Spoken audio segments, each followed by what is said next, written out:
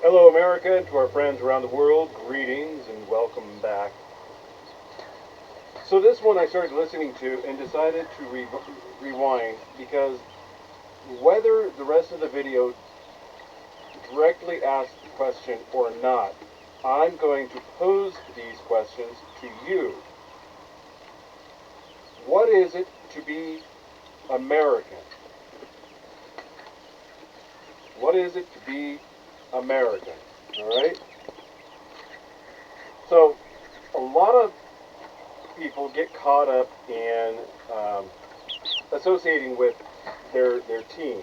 Essentially, there's the sports team analogy when it comes to politics and social issues, economics, and as a result, it comes with shaming and chastising of this isn't a ball game. So what does it mean to be an American? And Tim Pool has this from a few days ago. Trump threatens federal takeover of New York City over communist Democrat Zoran. All right, so I'm going to now that I've asked you this question of what it means to be an American, I'm going to go into a little bit of not so much my opinion, but what, from my point of view, puts things, makes, which brings a little more context to that question. Oh, it's easy to define what is an American. Truth, justice, and the American way, liberty for all, such sloganeering, All right, so there is this concept that the Founding Fathers would be up in arms if they had to deal with the burdensome bureaucracy, taxation, fees, penalties, and so forth, of which we just shrug our shoulders, keep our head down, and never rise up. So there's that aspect of it, that, oh no, the Founding Fathers, we've lost something. We've become too fat, lazy, comfortable. The libertarians, not all, but many would say the original founding was more of a libertarian view. Live and let live. I will take care of what is mine, you take care of what is yours. If it's a significant enough tragedy, we'll come together and overcome it as a community. Only then. But otherwise, leave me alone, don't tread on me. Those concepts, right? Fast forward roughly 120 years to the present. And you have regions such as Colorado and Oregon, Washington, and among others, that began legalizing various drugs after they were outlawed. And the reason behind them being outlawed is a lot deeper than just prohibition. It goes much deeper than that. It actually has a lot of connections to Standard Oil. And if you're not familiar, your Sony DVD player is an acronym. It doesn't represent a Japanese manufacturing company. It's an acronym, SONY, Standard Oil, New York. So every time you buy your Sony DVD player, Sony television, whatever, you're buying the Standard Oil New York name. Things starting to come together a little bit on that? Yeah, if they are, great. If they're not, ask questions and I will go deeper into this. So Prohibition made it so not only alcohol was illegal. Essentially what it came down to was Ford wanted for his cars the ability for people to distill in their apple orchards their own automotive fuel. Standard Oil said no. Funded, and they began funding the legislators who would push to have the amendment for prohibition enacted. But why stop with just alcohol? Why not go further with marijuana, which was found to be effective for paper manufacturing, rope making, all the stuff that people say, hemp is amazing, all right? Now we're in the present where there's a lot of efforts, particular in the West, but in other places as well, to legalize it. Not a bad thing, right? Okay. So Oregon takes it not just one step, but many steps further than that. They decriminalize what many call white drugs, even though black tar heroin is black and crystal meth is dirty white, but that's the common name for it. Are white drugs, your hardcore drugs. They decriminalized it. And Seattle, for example, is notorious for allowing open air usage, and the various places having needle exchanges and all of that nonsense going on. So the libertarian mentality is let adults be adults. I'll take care of what is mine, you take care of what is yours. So let me ask that question again. What does it mean to be an American? Well, let adults be adults. Let me take care of what is mine, and you take care of what is yours. If there's a large enough tragedy,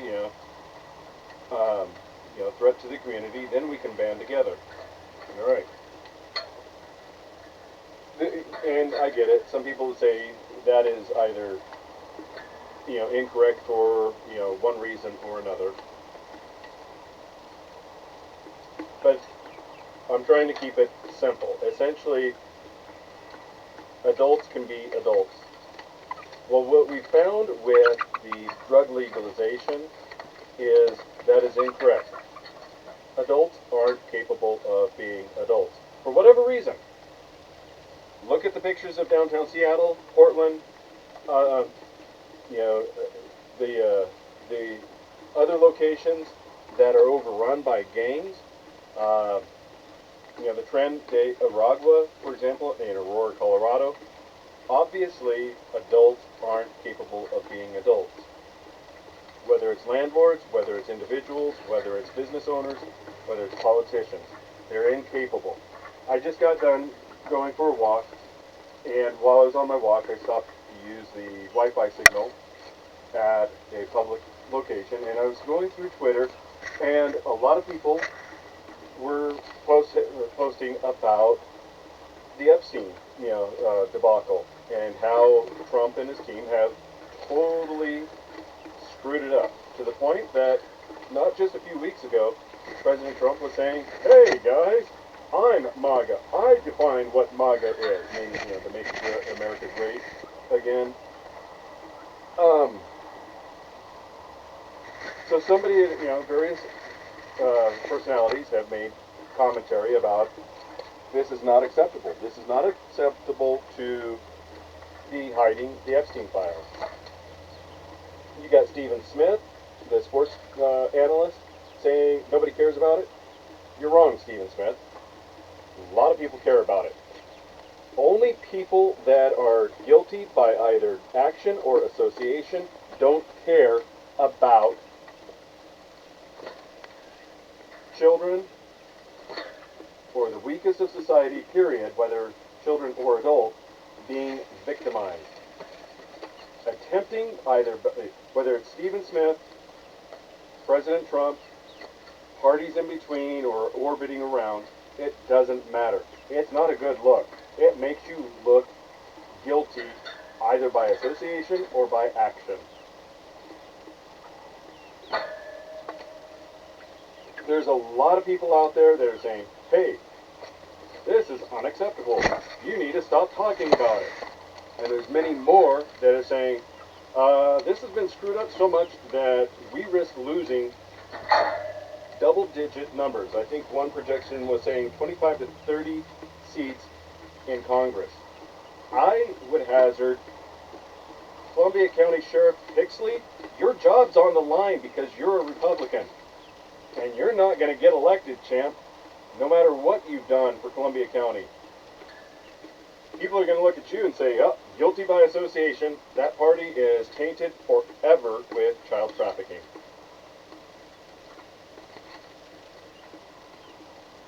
Do you have any doubt about it?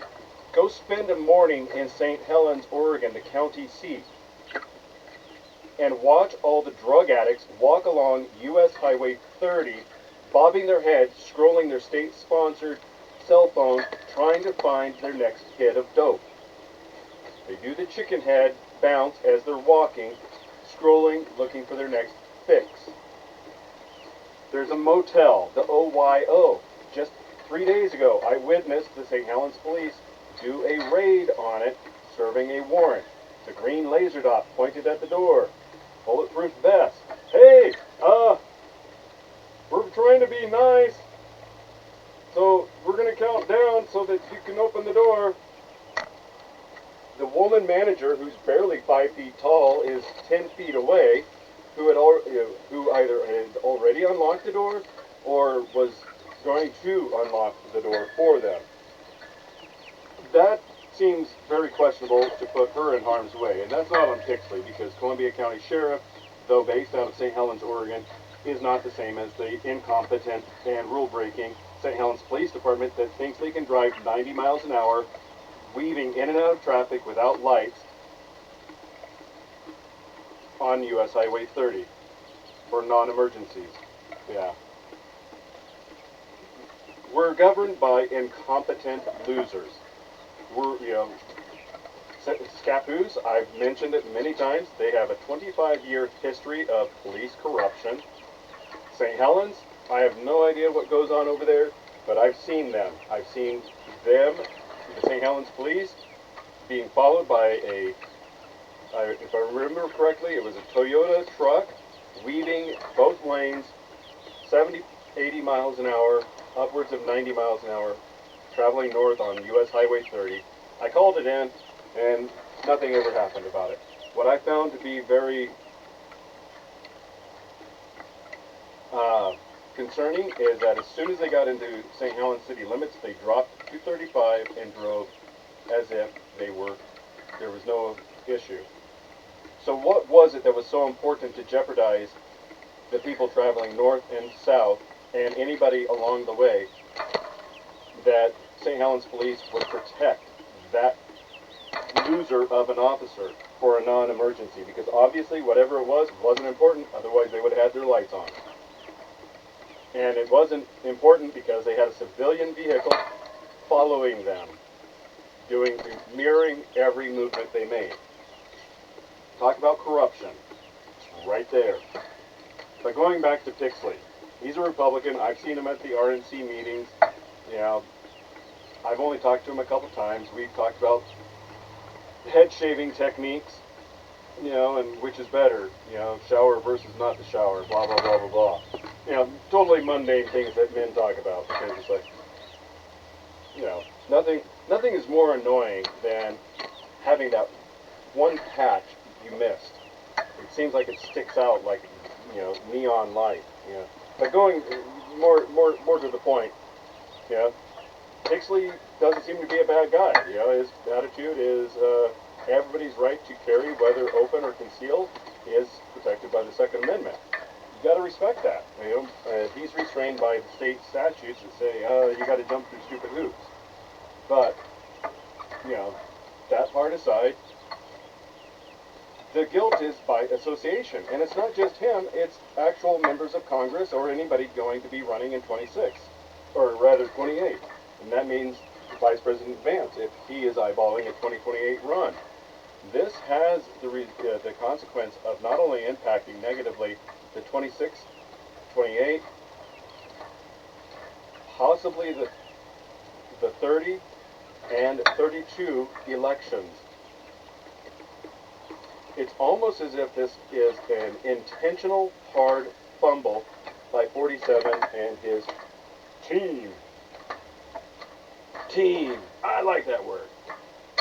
You ever seen IT Crowd watch the first episode where Denham Renham says, I need you to fire that one because they can't be part of a team. And if they can't be a part of a team, they're going to be fired. So have security escort them out. And if security can't act as a team, fire them too. And then get on with hiring a new security team that can act as a team.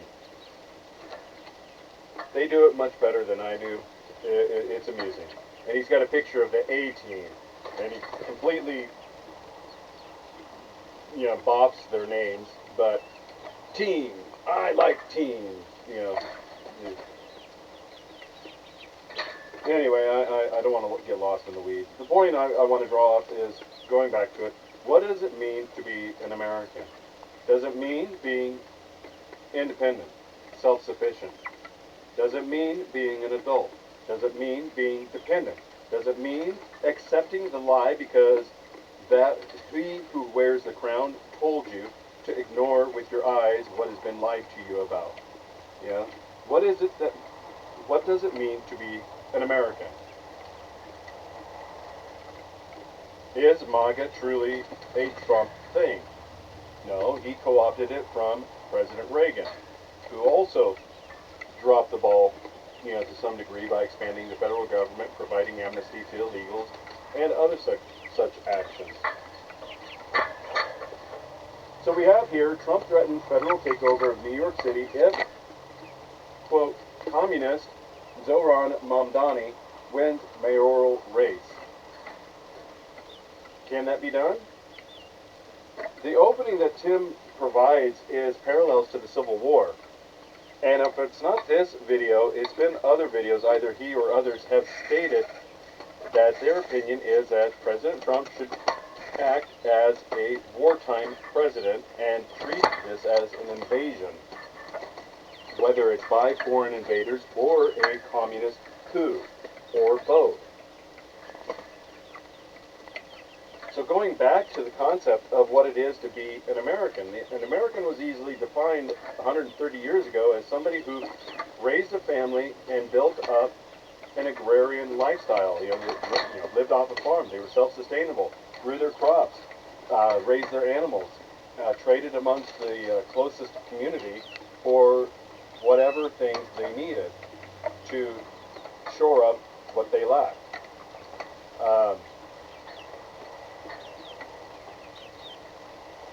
But an individual, a solitary individual, whether with a family or not,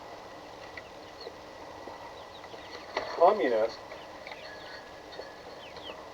So there was a play I saw in high school that I had to write a review for the school paper, and the actor was directed to say, in regards to the neighbors, it's those dang communists. If you look at the root word of commune, communist, community, it's all in reference to group identity. The mongrel horde, barbarians at the gates. History has plenty of examples of individuals, families,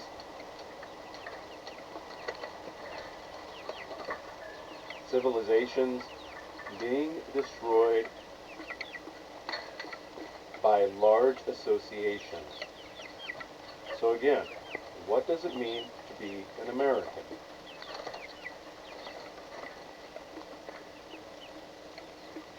I know what it means for me, but I'm having to rethink this because originally my thought is that people are, if they're an adult, let them be adults, as long as they're not causing harm to others. But that goes with the presupposition that criminality and ideology will not come along with the threat of violence to take what is yours for themselves.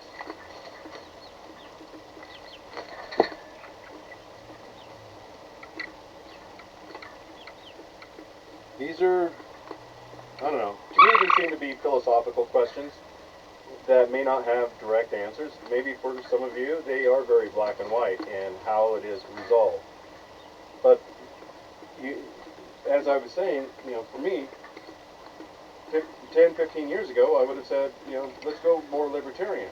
But if you go more libertarian, you're going to be standing alone as the hundreds or more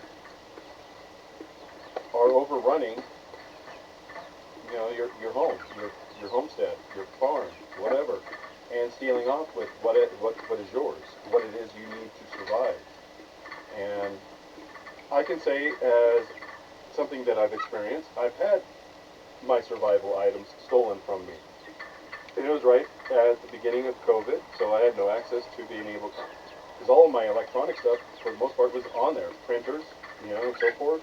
I had no means of printing any of the documents that insurance asked of me. Insurance wasn't assisting me. Law enforcement wasn't assisting me. But, since then I've been able to recoup the things that, I now have axes, saws, shovels, so forth, in which to survive. So, I've acquired additional skills since then, and it doesn't mean it won't happen again, it just means that I'm more prepared this time around should I need it. But when it mattered, there were no resources available. They were all cut off because of lockdown and whatnot. But there's no point in crying over spilt milk. It's in the past. You move forward, or you end up going nowhere. But going back to it though, what good is an association if they're not reliable, whether you paid for them or not? Via taxes. I paid plenty in property taxes. Was law enforcement assistive? No. Paid plenty in insurance, in homeowners insurance, vehicle and related insurance. Were they of any assistance? No.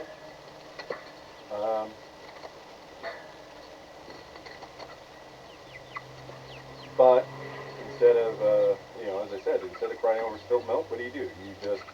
You itemize what it is that's missing, and you find a way to recover it, either from those who took it from you, or just replacing it outright and moving forward and being better prepared. But sometimes when that attack comes, it's not just theft of property. Sometimes it's violence done upon your person or those that are in your charge. So what do you do then? Well, we're finding out that anything that involves the left, especially women, the most they get is a slap on the wrist. Weekends in jail. What is it? Alyssa Azar? She got, 2 weeks in jail for violently attacking a pregnant woman 2 years ago? And I called out the people that were covering it, saying, "Ooh, this is justice." And I was like, that's not justice. She physically attacked a pregnant woman. How's that justice? That's BS. This woman is a skank AW. She needs to be locked up for life for attacking this pregnant woman. Not 2 weeks. That's not justice. She's a domestic terror. Life in prison at the minimum. That's attempted ending of an unborn child. Let's get real. You know who I'm talking about. I don't dislike you guys that covered it. I just question your perception of reality, that that's excusable, that that's justice. There's no way 2 weeks is an appropriate level of justice. That's right up there with Angela Yermova getting weekends only for depriving a man his freedom and liberty, as well as his family, of their husband and father, and his losing his job. Or Melody Johnson getting, told to go to counseling and not to talk to her now ex after spending months attempting to, not attempting, but actually poisoning his morning coffee. Months, as in 6+ months. She didn't go to jail either. That's not justice. That's not rule by law. That's incompetence. That's kakistocracy. I know that's a word I've been throwing around a lot, but I want you to look it up. I want you to recognize it for what it is. The rule by the most corrupt and or most incompetent.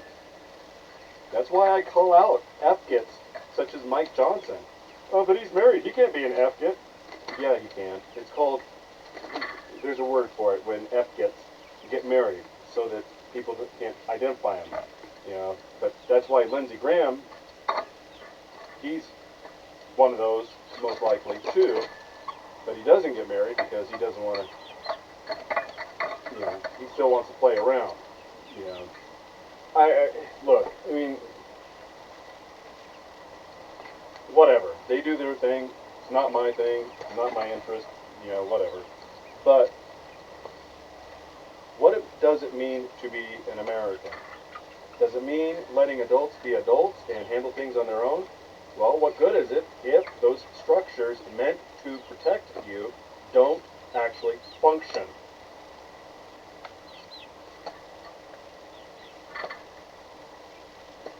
Then what good is it to be in a system that will put victimizing children and protecting those abusers as a priority?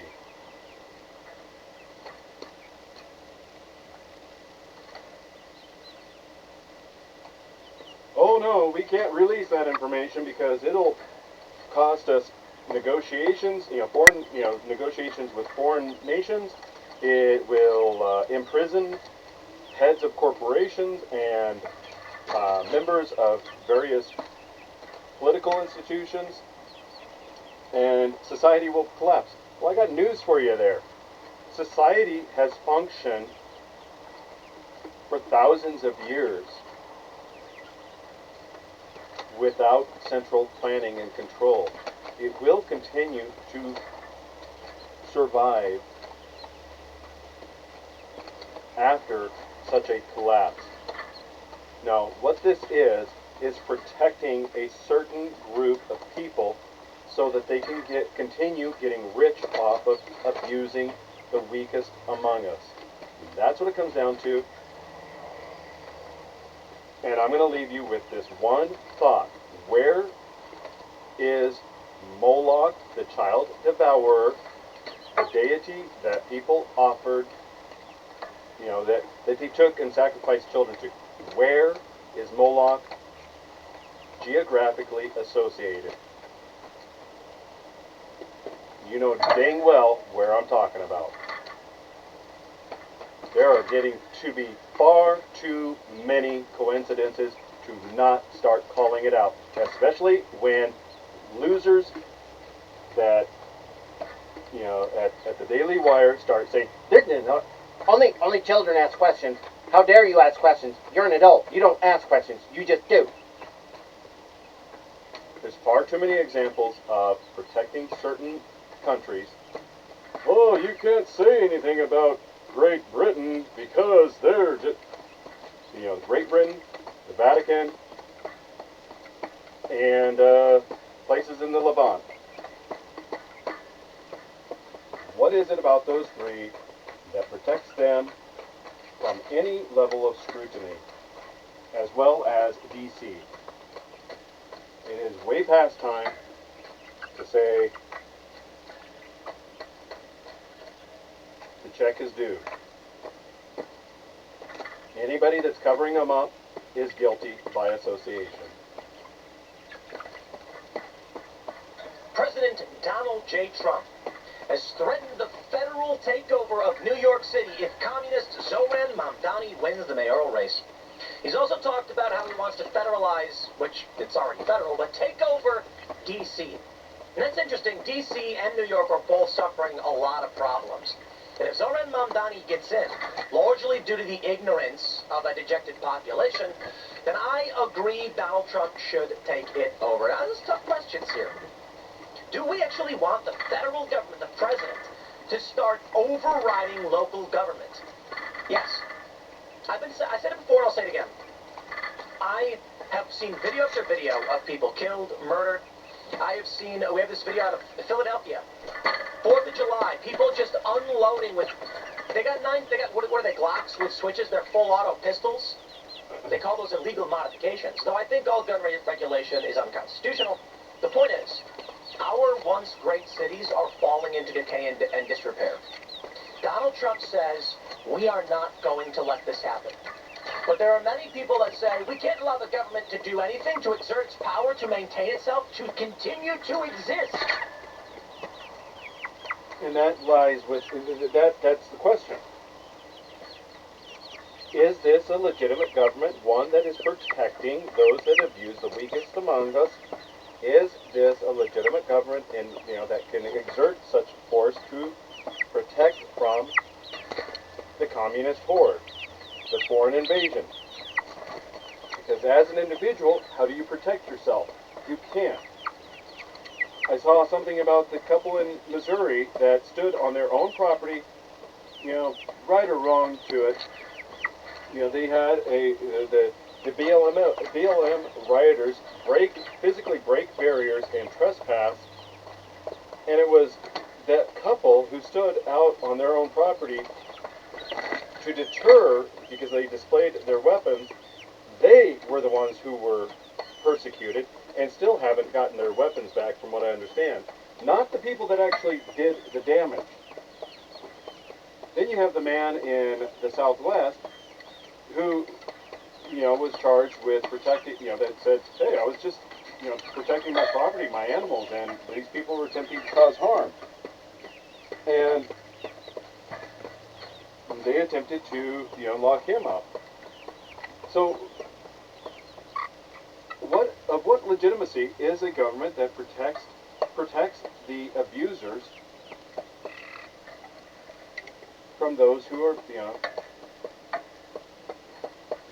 what does it mean to be an American when those that you elect protect abusers who abuse the weakest among us, rather than actually pursuing justice and doing something about these who are not only doing these criminal acts, the vandalism, the physical beatdowns, as Tim was saying, the endings, the attackings, the endings of people.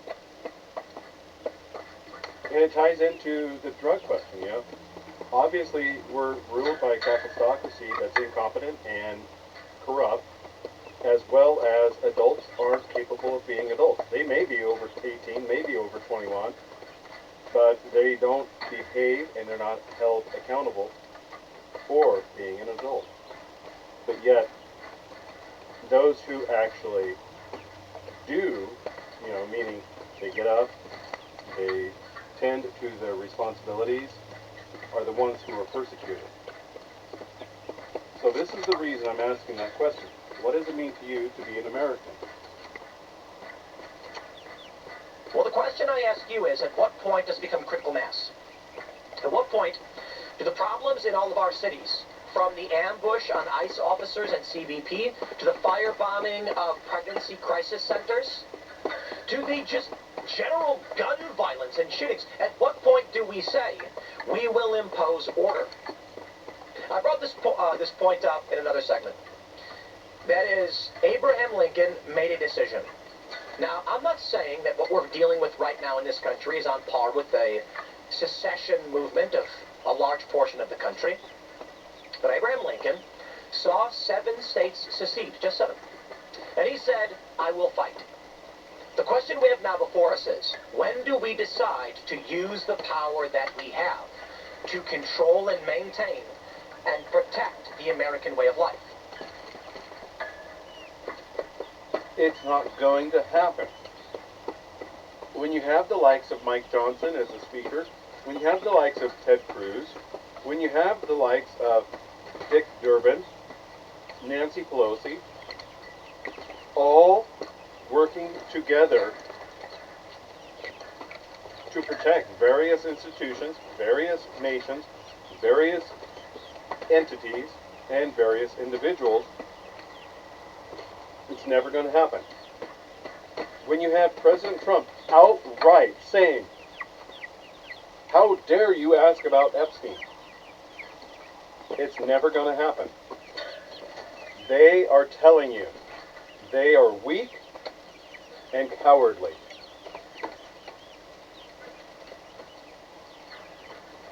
I'm not telling you to burn your fight flag, but obviously it's more like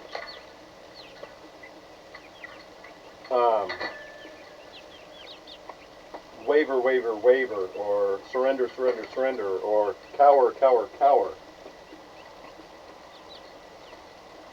I appreciate the fact that he pardoned January 6th folks. Those people were wrongfully persecuted. But when that's the only real feather in his cap, everything else has been one debacle after another, from bleach blonde bimbo knee pad blondie to the big beautiful bill to attempting to shame us for wanting justice for the victims and persecutions for the abusers, or prosecutions rather for the abusers. Yeah. This is going to go down as a very bad thing in history for this guy. That's a question I don't have a good answer for.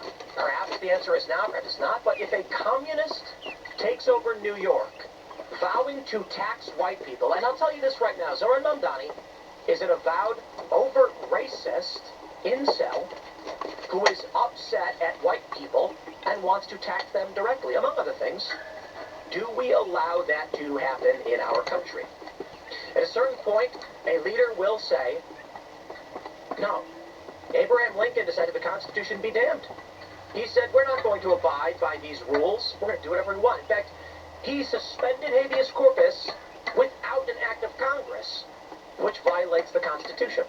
Only later on did Congress agree. Why? Because he was winning. Interesting, huh? He could have chosen not to fight. The Union would have collapsed. But he chose to fight. Before this, he's actually considered to be one of the most popular presidents, if not the most popular president. Now, I see this growing threat of communism and far-left extremism, and at a certain point, we must say, we're going to use the power that we have to prevent our cities from crumbling. Now, I certainly don't think we want to go overt authoritarian. We just want to enforce existing laws. And therein lies the big challenge. Where's the line? Well, let's talk about the news and break down exactly what's going on. Before we get started, my friends, we got guest, Xavier, comedy, law, or pop etiquette tips. And now, got this from the New York Post. Trump threatens federal takeover of NYC if communist Zoran Mamdani wins the mayoral race. President Trump threatened to use federal power to seize control of New York if the communist... Before we get too far along, keep in mind, in the Civil Rights Act of 1964 states, essentially that you can't be denied, opportunities based off of being a man or woman, being your religious background, political identity, or maybe that's not in there, but your race, black, white, red, whatever.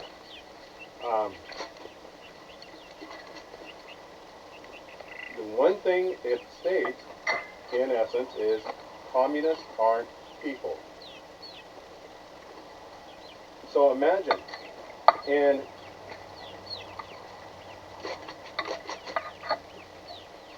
'61 years, America has transformed so much that the communist coup has been so successful at subverting America that there's a potential. Now, granted, Cuomo was a very bad candidate for the Democrats to be running, which is what really cost them having this clown having the opportunity to even be facing a potential New York City mayoral win. In 61 years, America has transformed from communists aren't people, and you, as any race, have the right to, at the pursuit of happiness, to life, liberty, and the pursuit of happiness. And in 61 years, we're about potentially to have America's greatest city be subverted into a racist dystopia where only those who are foreign-born can hold positions of power over those who have lived here for generations, and you will be penalized for whatever race you have. You will not be employed. You will pay the higher taxes. You will be legally discriminated against and victimized. Bears elected. Quote, if a communist gets elected to run New York, it can never be the same. But we have tremendous power at the White House to run places where we have to, Trump told the Post during a cabinet meeting. New York City will run properly. I'm going to bring New York back. I love New York. We're going to straighten out New York. It's going to Maybe we're going to have to straighten it out from Washington. Trump, who in his first term threatened to yank federal funds from the Big Apple for allegedly tolerating lawlessness, did not identify what authorities he might invoke to seize control of city operations. We're going to do something for New York. I can't tell you what yet. We're going to make New York great again. Also, we're going to make it great with the country. Great again with the country. Trump added that I'm not getting involved when asked if Republican nominee Curtis Sliwa should drop out of the race. Cuomo does have capability. He's running. But he got knocked out of the Democratic primary. You have Eric Adams, the current mayor. You have Cuomo, and you have Curtis Sliwa. And Curtis runs every 4 years. He seems to be a fixture on the running scale. Trump said before calling Mamdani not very capable in my opinion. He's a disaster. He's got the Democrat nomination because that shows you where the Democrats have gone. He actually wants to take over the grocery stores of John Katzimatitis. Katzimatitis, Trump said. Now hold on. What's actually happened is Zohar Mamdani wants to create government city-run grocery chains where they will not pay rent, will not pay taxes, and they will not run on a profit motive, so all the goods will be sold at cost. Good luck running a for-profit venture. The end result of this, as I've explained and many have explained all the time, is that in a vacuum, we're talking about New York City, not anywhere else, we're talking about one city. It will be increasingly difficult to compete with government-run grocery stores. Eventually, the private-run grocery stores will stop being able to stay open. Let's say you have 10 grocery stores. One of them becomes government-run. There's no more profit, so let's say milk goes from $4 to $3.50. People will decide, I'll travel the extra few blocks to go to that grocery store because I save money. And they do. The other grocery stores, they're going to lose a small percentage. It could be 5%. But that percent means the person running the store might say, look, I was barely making money as it is. And so they decide, we're shutting down. Or they decide to move and relocate. The CEO, the chief of Prestige, the grocery store, says they will shut down and they will leave if this happens. Now, it's not going to happen overnight, but this is going to happen because it is difficult to compete with subsidy. Katzimatitis actually called the other day. He's concerned. His stores are going to be taken from him. After discussing New York, Trump threatened a federal takeover of D.C., which has been self-governing since 1973. We could run D.C. I mean, we're looking at D.C. We don't want crime in D.C. We want the city to run well. We're thinking about doing it, to be honest with you. We want a capital that's run flawlessly, and it wouldn't be hard for us to do, and we have a good relationship with the mayor, and we're testing to see if it works. I say, do it. First of all, the feds should be running D.C. Trump should be running D.C. D.C. is a pit. It has become crime-ridden and sad, really. It's sad to see what's happened to our great cities. Trump now has direct authority over a federal district, and he can choose to run it. D.C. is not supposed to be run by some independent city outside of government. It is a federal jurisdiction. There were originally not supposed to be people living in this area. It was supposed to be largely that this federal district that existed because there were concerns among the states that if the federal government operated from within one of those states, the states could exert authority or undue pressure on the federal government, giving them priority over other states. So they said, we'll carve out the specific jurisdiction that is federal territory, so there is no state that controls us. That being said, the surrounding areas still have a lot of the employees, and they still do exert that authority. All right. So, number one, look into the history of Washington, D.C. It was supposed to be a compromise between Maryland and Virginia to surrender territory to create this, 5 by 5 mile square territory that was federal jurisdiction, right? Virginia did its portion. Maryland, for whatever reason, didn't. At the epicenter of this territory, this carved territory, the original name is Rome, Virginia. At first, geographically, you look at the map of the eastern seaboard and you think, okay, 13 colonies from Georgia to, up to New England, where, I forget which one would have been, this is before Maine was brought in as a state, so I forget which one is the most northern, if it's Connecticut, New Hampshire, you know. No offense to anybody living in New England. I've been to Jersey, I've been to Pennsylvania. Had the opportunity to go to New York City, but chose not to. Yeah, so really, I have no idea. I'd have to look at a map to know which one is the furthest north. And I can tell you where Colorado's at: Montana, Oregon, Washington, California, New Mexico, Arizona, Utah,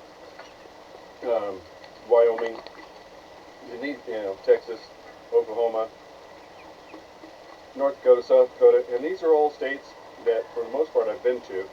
New England? Nah, never been there. Had no interest to ever go there. Doesn't interest me.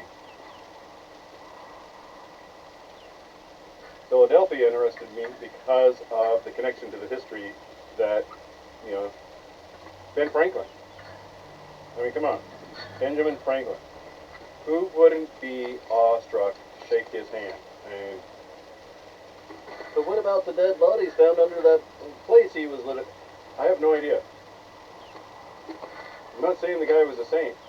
I'm just saying the guy was premier for his day in terms of being a writer, an inventor, a statesman, and probably the most effective ladies' man next to Don Juan. So, all right, look into the history of Washington, D.C. What was there previously? It was called Rome, Virginia. What is the significance of that?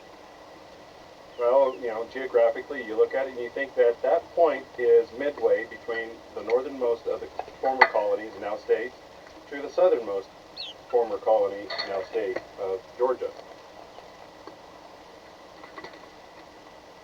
Okay, that's easy to think that.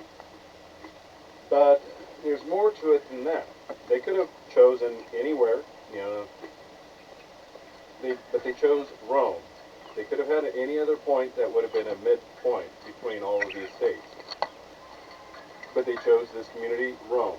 And they did that for a reason.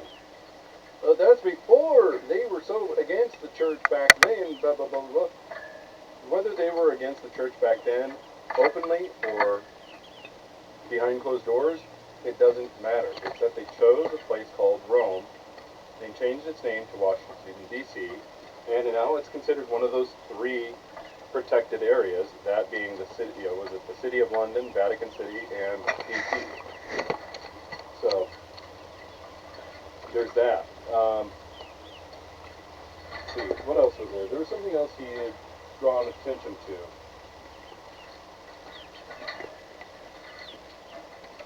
From within one of those states, the states could exert authority or undue pressure on the federal government, giving them priority over other states. So they said, we'll carve out the specific jurisdiction that is federal territory, so there is no state that controls us. That being said, the surrounding areas still have a lot of the employees, and they still do exert that authority. They weren't able to get past it. It's been a long time since I've been in D.C., but the last time I was there was at the during Clinton's first term, and even then it was overrun with beggars, panhandlers, people spit washing your windshield at intersections and demanding payment. It was a cesspool then. I remember back in the late 80s in high school, a bum was asking for money. All I had was a nickel, and I gave him a nickel. And he threw it back at me. So, do with that information as you will. Now that there is a political structure within the federal district of D.C., the Democrats there do exert authorities over all of the politicians. The federal government should take it over. I mean, it is federal government, but I'm saying the executive branch should be running it along with the federals, and there should not be an independent city running in that place. Look how poorly they've managed it. Vice President J.D. Vance said over the weekend that Mamdani's victory drives home just how much the voters in each of the respective parties have changed. If President Trump's victory in 2024 was rooted in a broad working and middle-class coalition, Mamdani's coalition is almost the inverse of that. This is a guy who won high-income and college-educated New Yorkers, and especially both young and highly educated New Yorkers. And he was the weakest among black voters and the weakest among those without a college degree. That's an interesting coalition. Maybe it works in the New York Democratic primary. I don't think it works particularly well in the United States at large. Well, let me show you this. Trump has warned New York will never be the same. Trump has threatened to arrest Mamdani if he doesn't cooperate with ICE. I agree with all of it. He has threatened to take over D.C. as well. And now we have this clip from J.D. Vance addressing Zohran Mamdani. J.D. Vance really explains the radical left's obsession with Zohran. Let's actually hear it from the man himself. I may not speak for many of you, but I was once comforted by these contradictions within the modern left. How could privileged whites march around with a straight face decrying white privilege? How could progressives pretend to love conservative Muslims despite those Muslims' views on gender and sexuality? But the answer is obvious if you think about it. And it's a very, very dangerous and very sad answer. The radicals of the far left, they don't need a unifying ideology of what they're for because they know very well what they're against. What unites Islamists, gender studies majors, socially liberal white urbanites, and big pharma lobbyists, it isn't the ideas of Thomas Jefferson or even of Karl Marx. It's hatred. They hate the people in this room. They hate the President of the United States. And most of all, they hate the people who voted for that President of the United States. 100% correct. And this is, as I've explained, wokeness for a long time. The challenge that I see, largely with our political space and our political factions, is that I feel like everybody, and often myself included, are several steps behind what is actually going on. And I think deeply about these issues and these debates and why the ideas are held. There are questions that I ask of anyone who posits an understanding of these systems or proposes a solution to the problems we face. So I'll start with this example. What is wokeness? People have often said over and over and over again that wokeness is critical theory, critical gender theory, critical race theory, and I have asserted that is not correct. Why? As J.D. Vance has just pointed out, it makes no sense that Islam, the second biggest religion in the world, is an oppressed group. But the argument that is, no, but they mean here in the United States, still doesn't make sense when they apply their same logic to the Middle East. Ukraine and Russia. They say, Ukraine is a small nation. Ukraine getting support from the military-industrial complex in the United States. The U.S. and Ukraine and the NATO allies, that they claim Ukraine is an ally of, is massively more powerful than just Russia alone. It is not this idea of the oppressor. That is a surface-level excuse that omits facts and logic. So when someone says, wokeness is critical theory, that doesn't explain why the Jaguar commercial, which was not political, just postmodern art, was called woke. Because there is an overlapping ideology, there is a general hatred for America, American values, the American flag, so I can put it simply. Wokeness, as I see it, when I ask all these questions, simply becomes this very broad system. It is cult-like adherence to the liberal orthodoxy, to the social orthodoxy of liberals. And that doesn't matter. What matters is, does it have enough appeal to enough people that they go with the group, the mob mentality, where the mob enacts acts of aggression, similar to what happened with that family in Missouri. Now, granted, they didn't do anything to that couple in Missouri, but that couple felt threatened. There's been other examples where the mob gets together and things escalate out of control, but they're excused because it's on the left.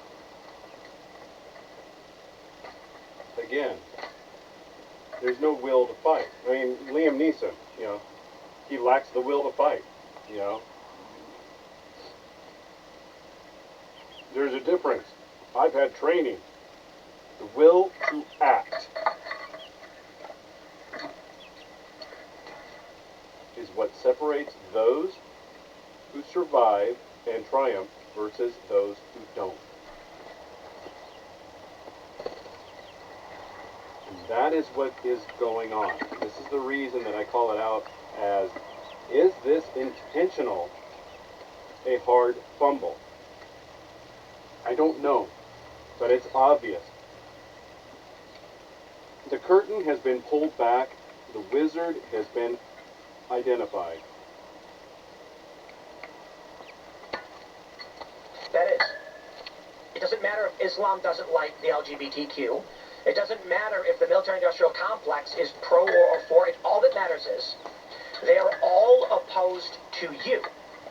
That means when Jaguar releases a commercial showing a bunch of gender non-conforming weird art people, the response is, that's wokeness. Why? Because it's a rejection of American modern tradition and American contemporary, or I should say not contemporary, but the American image.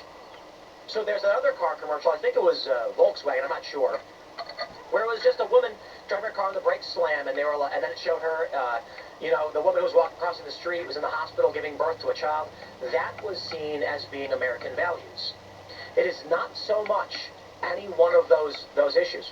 But again, as J.D. Vance points out, all of these different ideas, which seem to be at odds with each other, are unified in hating you and hating America.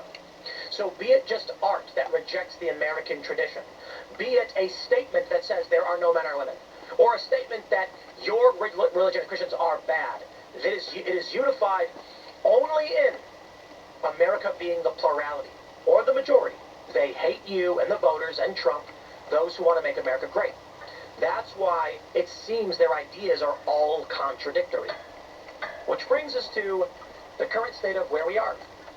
Now, Rev. Andy Ogle says he wants to send Zoran Mamdani back denaturalized because he lied on his form, on his N400 form for immigration, because he's a card-carrying member of the Democratic Socialists, but said he wasn't a communist. He'll argue it's not the same thing. Now, I want to show you this. Let me see if... let's start with this. This is a post, they say, and it's purportedly from Zoran Mamdani. He is a racist incel. And I don't use the word incel to mean generally like disdainful. I mean, he is a man who struggles with women, who hates white women. He hates white people. This is purportedly from his writings, though I want to make sure it's clear this is what it's purported to be online. Saying that he has been forced to personally grapple with inconsistencies. Oh yeah? He says, I sit in class not knowing whether to correct everyone's mispronunciation of an Indian woman's name. I usually do, but today I'm tired. I'm tired of being one of the few non-white students in the classroom, if not the only one. I bring up race in discussions only to see the thought flicker in my peers' eyes and on their tongues. They sigh without a sound. I've brought up race again. I've sidetracked the discussion. I've chosen to make an issue out of it. I grow a beard only to be called a terrorist. I pronounce the H in my name only to hear muffled laughs. Clothing becomes exotic once it clamps my body. Cotton shirts are called dashikis and sandals ethnic. While I am now comfortable in my own skin, I can remember wishing for whiteness my first year when I thought certain types of girls were impossible to talk to due to my skin being more kiwi than peach. Months later, I remember thinking that attraction might only be possible when a girl had a thing for brown guys. He has internalized racial issues which aren't real and don't exist in this country.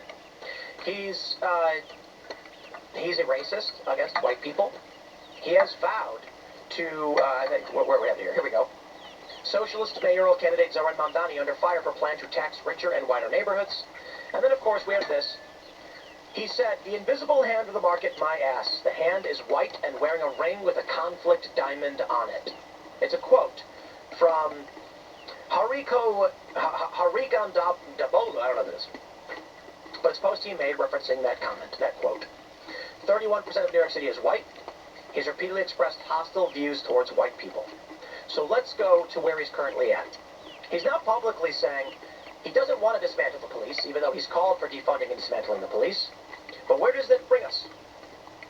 This is a man who has deep disdain for America, American tradition.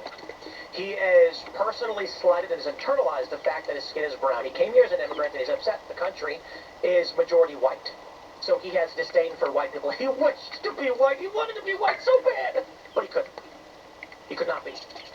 So instead, he says he'll tax white people. They should pay more taxes for being white. Indeed. The argument now is this. Should Donald Trump use federal authorities to take over New York City? And I say yes. There comes a certain point when you must ask yourself, when are you willing to use power and to what extent? Now, what the left will do, as they continually run roughshod over this nation, insult its traditions, bury those traditions, what it seeks to do is tell you, you are the bad guy, you are the empire, and you are evil. I love this idea. The argument of, the empire did nothing wrong in Star Wars. Now, I like to use Star Wars as an analogy because it's how you communicate with liberal millennials. This is actually the example they used. Yesterday I was talking about this in the regime change plan that former government actors, former government employees are employing. They refer to themselves as the Liberal Alliance and Donald Trump as Darth Vader. Well, the reason why there's an argument over the Empire doing nothing wrong, it's actually, obviously the Empire did. The story is that they were blowing up planets and enslaving people.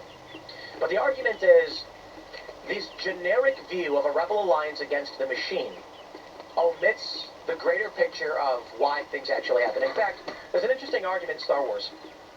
Now, I don't know if it's true, I'm not really a fan. I don't like Star Wars at all. But in the extended canon, which they got rid of, the reason the Emperor was mechanizing the galaxy with authoritarian rules because there was an extragalactic threat that was going to come and destroy their galaxy. Or something like that. The point is this. What the left does is they tell you, you are like the villains of movies, don't be like them. Darth Vader is evil. But I mean, let's take a look at the story of how Anakin Skywalker became Darth Vader. An unelected council of religious zealots. Okay, let's just chill the language down. An unelected council of religious, how would I describe this? A religious faction that worked militaristically within the government of the galaxy.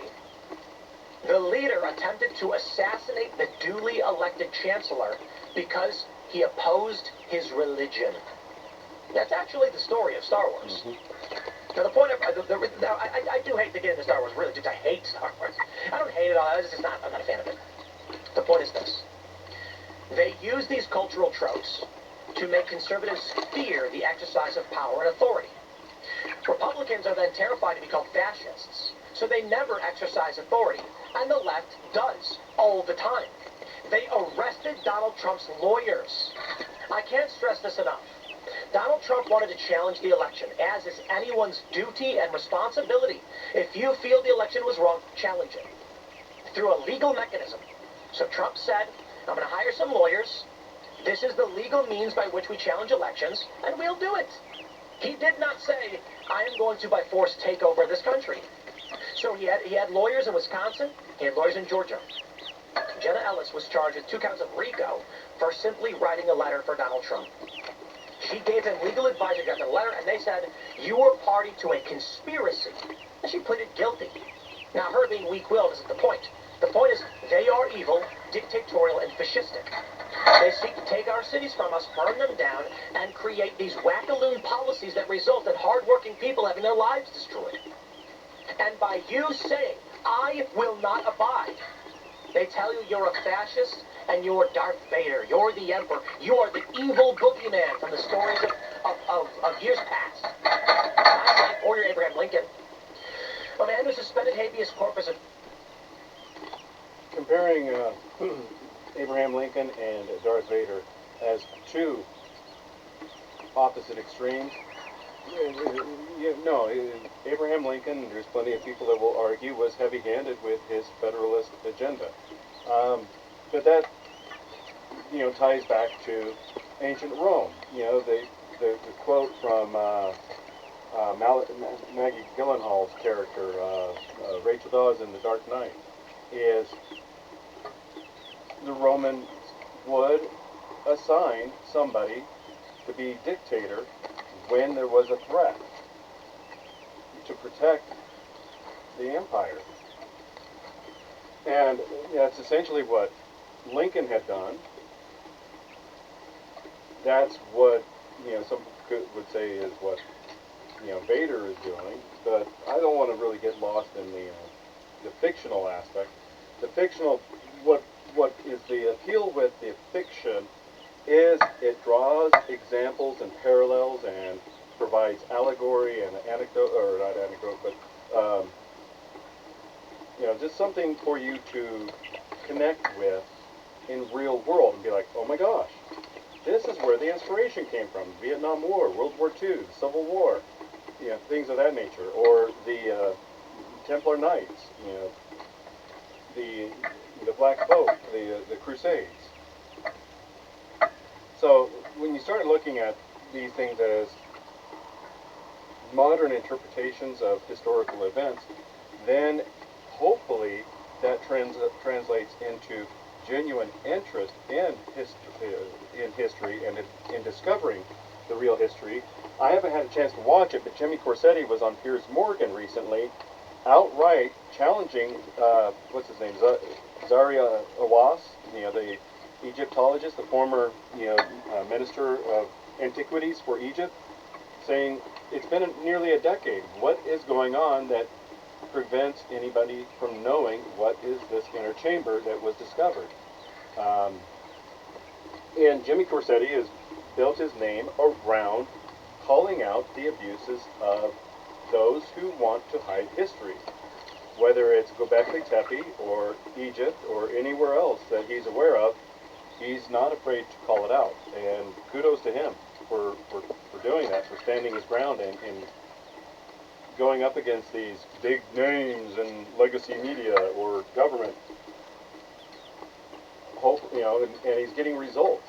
Whether it was the whale that was being, held inside that too small of an aquarium, 8 years ago, or getting the olive trees removed from Göbekli Tepe, or calling out the former antiquities minister on Piers Morgan.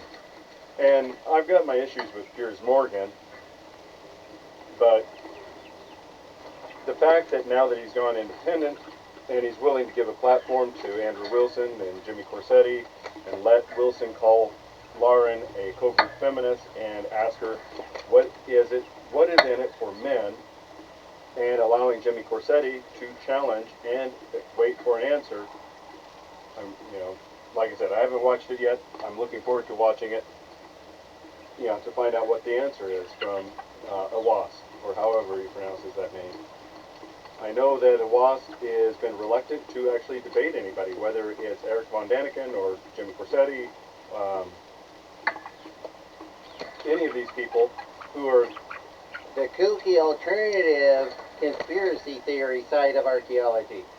Well, you can call it whatever you want, but when, we're not going to excavate it for over 100 years, we want to keep it buried until you forget about its existence because it's inconvenient for us, and we're going to fund paramilitary outfits to destroy what already exists so it can't be further examined. It makes you ask questions, and I'm happy that somebody who has a platform is asking those questions. But going back to this, communists, you can put it in print that they aren't people, but unfortunately their ideas are viral and they spread to weak-minded individuals who see an appeal in its ideology when the government allows corruption to run rampant among corporations, among its own body or bodies, in the law. When these actions are not met with actual justice or actual accounting, that disenfranchisement has got to be vented somewhere. And for a lot of people, it's by turning to something such as communism, where the mob mentality takes over, and that mob mentality results in the ending of lives on the hundreds of millions of souls. It cannot be allowed to persist. The use of government must be applied to counter it because it is subversive. It is there to undermine and destroy. And it's not just destroy property, it's to destroy property, destroy the environment, destroy lives, and destroy animals.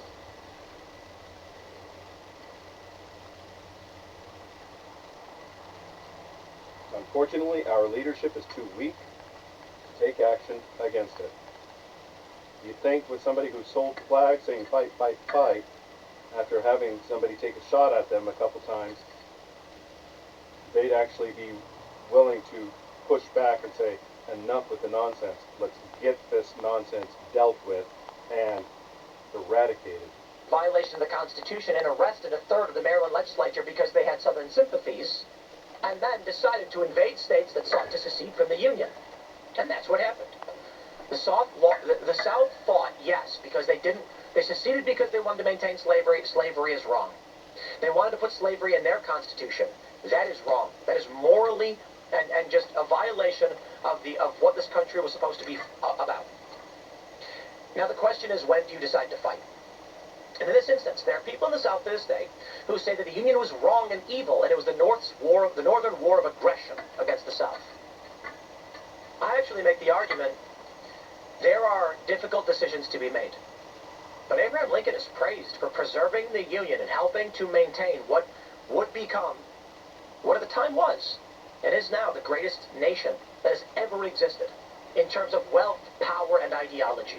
Though it's faults, nobody's perfect. We try to improve upon them. But is the argument that Abraham Lincoln should not have suspended habeas corpus? He did it in violation of the Constitution. He had no congressional authority to do it. It's a congressional power. The president can enforce it. They only later voted on it and retroactively granted him legal status. An absurdity. But he did it. And he arrested politicians in Maryland. Maryland was a slave state. And he said, we need access from Pennsylvania, Philadelphia, to D.C., and Maryland is in the way. So they took it by force. And he's praised for it. Now, as we stand by and watch a communist say he's going to tax white people, or in California, the sanctuary policies where they allow non-citizens to take from public coffers and alter the structure of our federal government through counting illegal immigrants in the census, at what point do we say Trump should take action to secure and maintain the Union? Fair. Maybe it's not now. I don't know when. I'm just going to argue that history only respects those who are willing to use the powers they have to protect what they have. If Trump chooses not to fight back... Here's the thing. Trump has already lost significant support among those who voted him into office because of the debacle of Pam Bondi and Epstein, the big beautiful bill, and attacking Massey. His political capital is waning.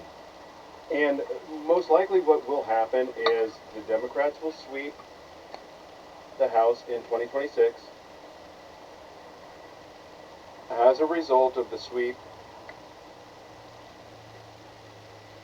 he will be facing impeachment, and there will be a vocal minority that will be calling for it to be stopped, but the groundswell of support that he had that got him into office won't be present. And they possibly will be successful if the Democrats not only recapture the House, but the Senate. They will most likely be successful in a full impeachment. So if he doesn't act now within the next 2 months to 6 months, if he doesn't release the Epstein list, he's going to be not only removed from office, but he's going to have all of those legal cases resumed. That's going to result in his incarceration, and he will have alienated his base so much that very few will care. He will have been disavowed by so many that it won't matter. History will look at him as a failure, and he will only have himself to blame by putting the bleach blonde knee pad bimbo at the head of the DOJ. Not to exert his authorities and prevent communists from taking control of our cities and destroying them. Then they win. And maybe history will praise those who dismantled and destroyed our cities, because those without the power to maintain their system lose it. There are evil regimes. Abraham Lincoln was not one of them. There are evil individuals who engage in revolution. The Bolshevik. And that's the real question. Was the abuse of power, the federalization of the North, the Union, to restore the United States of America, was that the abuse of power, or was the abuse of power the desire to incorporate into its constitution that slavery was to be maintained, that human rights, human dignity didn't matter? Which institution was truly evil? The one enshrining something that was evil, or the one fighting to maintain its integrity and then eventually, via the Emancipation Proclamation, the eradicate, and then further by the Civil Rights Amendments, the eradication of slavery? And then you could make the argument that slavery has not been ended, thus the Epstein files protecting those who have enslaved the weakest among us to be abused. What a tangled web this is. And the communists who took over Russia destroyed that country. Largely, it still exists. It lasted only 69 years because their crackpot ideology killed more people than any other ideology. Don't forget, Mao Zedong killed more people than anybody else ever. Communist China, not a good system. So there is a possibility that those who are evil use force.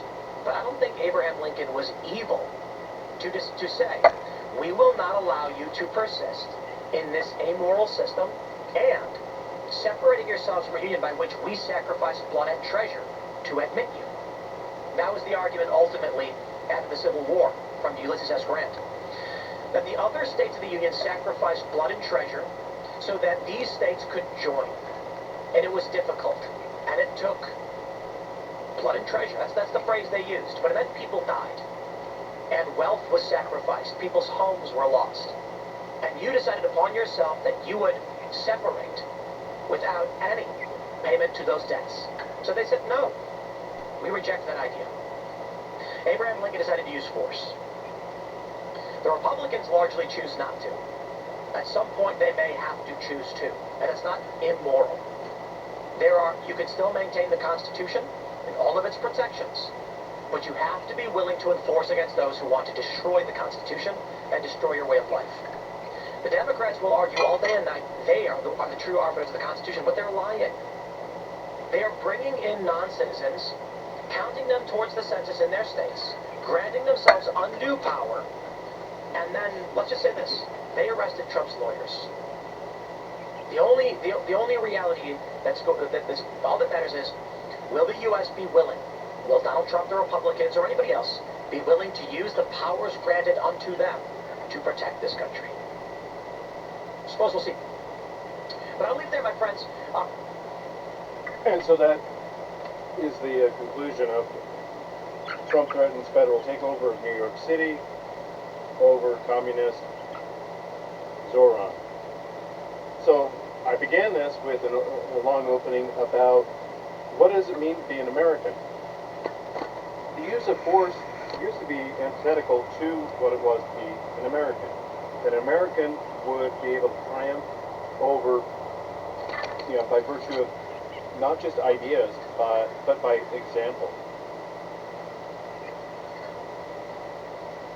But there's been enemies at the gate, and when I say enemies, yes, I mean plural, whether it's communists, foreign invaders,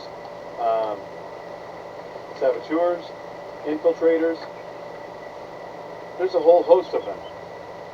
And their end goal, there is, whether or not there's an actual alliance to do away with America, I suspect that there isn't. I suspect what it is more that they see weakness, they see blood in the water, and they're all pushing hard so that they, whether it's the communists, foreign invaders, the saboteurs, the subversives, the infiltrators, the money managers, whatever, that their group is on top.